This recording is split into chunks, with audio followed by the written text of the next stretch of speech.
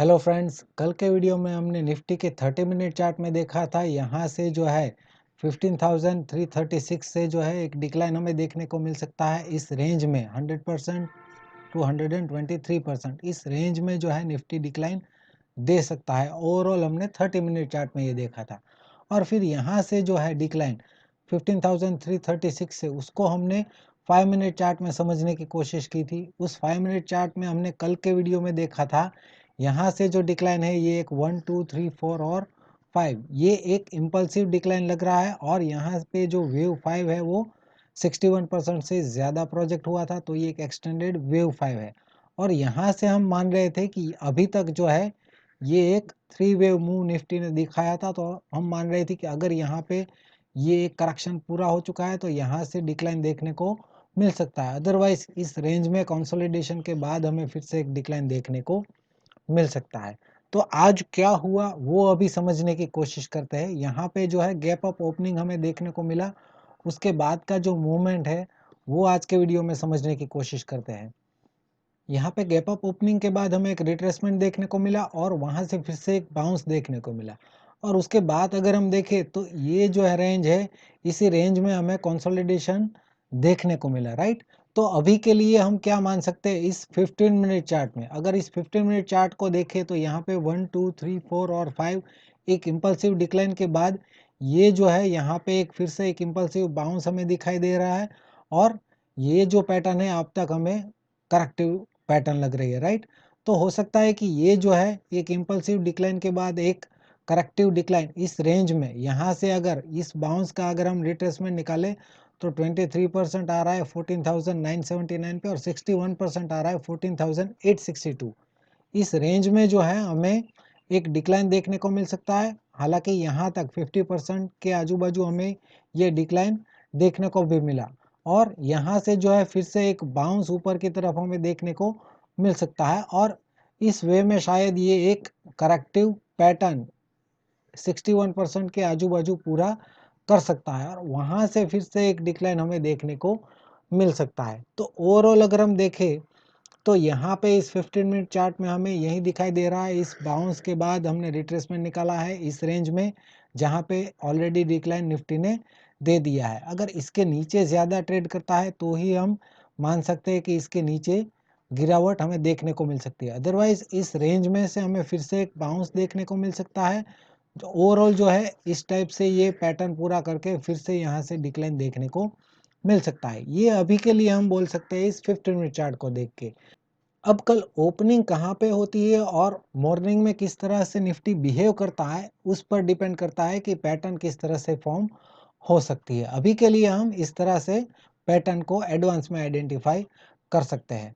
अब अगर आज की बात करें, यहाँ पे गैप अप ओपनिंग के बाद ये साइड रिट्रेसमेंट के बाद ये हाई मिला और फिर यहाँ से जो है जिगजैग पैटर्न में निफ्टी पूरा दिन ट्रेड करता रहा।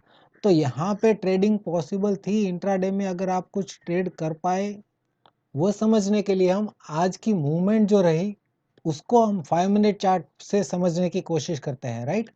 यहाँ पे इस 5 मिनट चार्ट में डेटा थोड़ा ज़्यादा है, तो स्टेप बाय स्टेप मेरे साथ में रह के समझने की कोशिश कीजिएगा। इतना सारा डेटा देख के कंफ्यूज होने की ज़रूरत नहीं है, स्टेप बाय स्टेप समझते हैं। यहाँ पे जो है ये ऑलरेडी एक 3 वेव मूव हम मान रहे थे कल के वीडियो में, राइट। यहाँ पे एक गैप अप ओपनिंग हमें देखने को मिला, तो अभी तक हम इसको 3 वेव मूव यानी कि ABC मान रहे थे, राइट। लेकिन गैप अप ओपनिंग के बाद क्या चेंजेस हो गया वो अभी समझने की कोशिश करते हैं। यहाँ पे अगर हम देखें गैप अप ओपनिंग के बाद यहाँ पे हम इमीडिएटली देखें तो ये 1 2 3 4 और यहाँ से हमने वेव 5 का प्रोजेक्शन निकाला तो 61% ऑलमोस्ट यहाँ पे जो आज निफ्टी ने मॉर्निंग में हाई बनाया वहाँ पे 61% आ रहा था इस पूरे इंटरनल काउंट का, राइट। तो ये 1 2 3 4 और 5 यहाँ पे पूरा हो, मतलब कि ये जो है यहाँ पे 1, यहाँ पे 2 और वेव 3 का इंटरनल 1 2 3 4 और यहाँ से 5 ये यहाँ पे पूरा हुआ, मतलब कि यहाँ पे वेव 3 पूरा हुआ, राइट।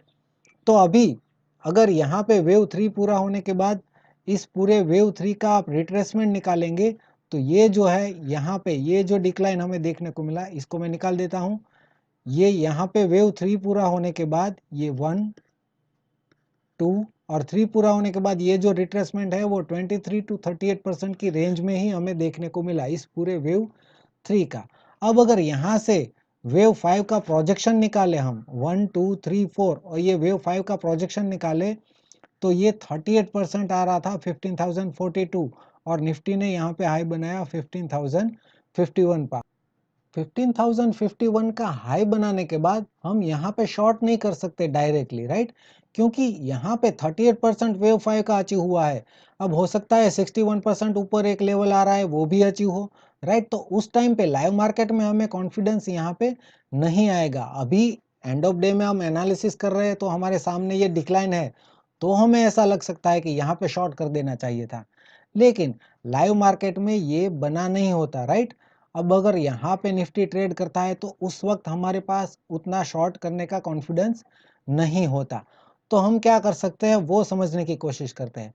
अब यहाँ पे हाई बनाने के बाद यहाँ पे करीबन 30 मिनट तक निफ्टी इसी रेंज में ट्रेड करता है, राइट।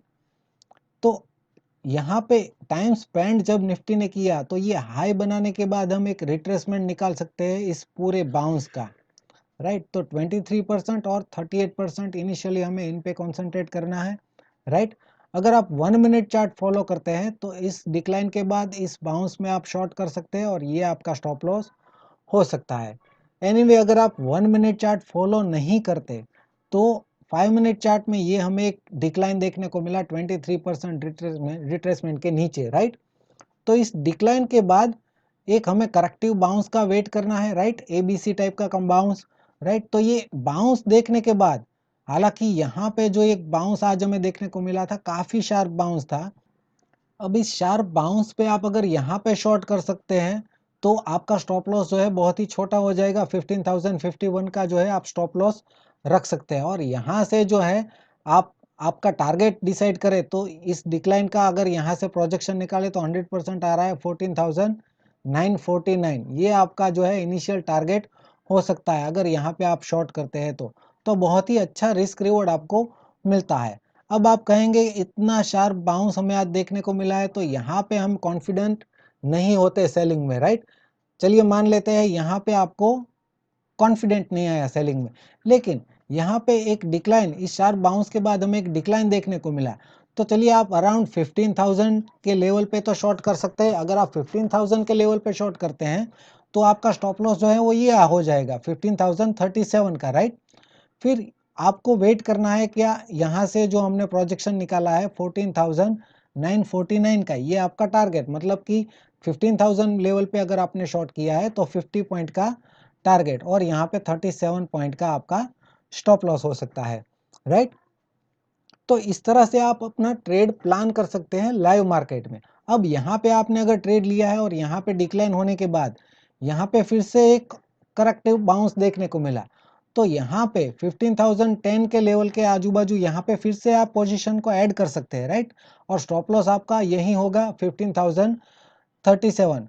अब कोई बोलेगा कि यहाँ पे हमें फिर से कॉन्फिडेंस नहीं आया, बल्कि यहाँ पे जो पोजीशन खड़ी थी ऑलरेडी 15,000 पे उसको होल्ड करने में भी डर लगता है, राइट।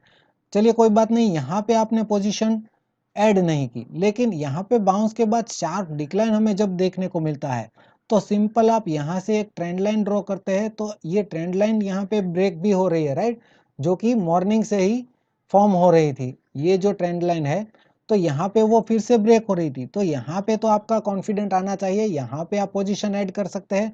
तो यहाँ पे जो पोजीशन आप ऐड करते हैं उसका स्टॉप लॉस जो है आप 15,011 का रख सकते हैं, राइट।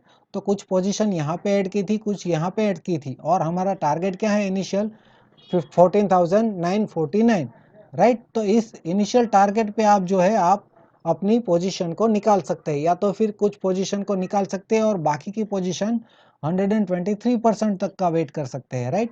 और यहाँ पे हम 100% और 123% का टारगेट लेकर ही क्यों चल रहे हैं, क्योंकि यहाँ पे जो है एक इम्पल्सिव बाउंस हमें देखने को मिला है तो उसके बाद जो है हम इस रेंज में करेक्टिव डिक्लाइन एक्सपेक्ट कर रहे हैं। करेक्टिव डिक्लाइन मतलब एक करेक्शन, तो करेक्शन में जो है हमें एक वन वे मूव देखने को नहीं मिलता, हमें ऑलवेज करेक्शन जो है जिगजैग टाइप का ही देखने को मिलता है, राइट।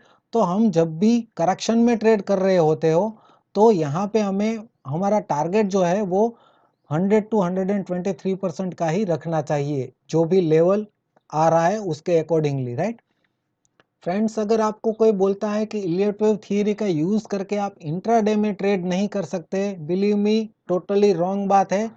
आप 1 मिनट चार्ट या 5 मिनट चार्ट का यूज करके इंट्राडे में बहुत ही अच्छी तरह से अपना ट्रेड प्लान कर सकते हैं। शर्त यह है कि आपको कौन सा वेव चल रहा है, ओवरऑल ये इम्पल्सिव के बाद ये करेक्टिव वेव है, तो करेक्टिव वेव में किस तरह से अपनी ट्रेडिंग स्ट्रेटजी होनी चाहिए, और इम्पल्सिव अगर कोई पैटर्न चल रही है तो वहाँ पे आप इलियट वेव अप्लाई कर रहे हैं तो वहाँ पे आपकी ट्रेडिंग स्ट्रेटजी क्या होनी चाहिए, वो आपके माइंड में होना चाहिए। ओवरऑल सिनारियो आपके दिमाग में है तो उसके बाद 1 मिनट और 5 मिनट चार्ट में उसके अकॉर्डिंगली आप अपनी पोजीशन को प्लान कर सकते हैं, और इलियट वेव थियरी का यूज करके आप इंट्राडे में बहुत ही अच्छा पैसा बना सकते हैं।